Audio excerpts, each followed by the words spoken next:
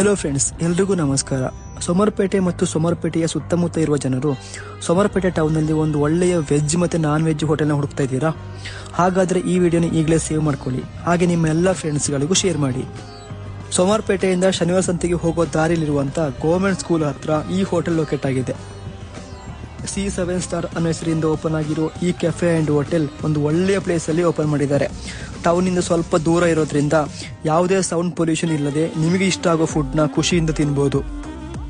ಇಲ್ಲಿ ಎಲ್ಲ ತರಹದ ವೆಜ್ ಮತ್ತು ನಾನ್ ವೆಜ್ ಐಟಮ್ಸ್ಗಳು, ಫ್ರೆಶ್ ಜ್ಯೂಸ್ಗಳು, ಐಸ್ ಕ್ರೀಮ್ಗಳು, ಚಾಟ್ಸ್ ಇದೆಲ್ಲ ನಿಮಗೆ ಸೋಮವಾರಪೇಟೆ ಟೌನಲ್ಲಿ ಸಿಗೋ ಪ್ರೈಸ್ಗಿಂತ ತುಂಬ ಕಡಿಮೆ ಪ್ರೈಸ್ಗೆ ಪ್ರೊವೈಡ್ ಮಾಡ್ತಾ ಇದ್ದಾರೆ.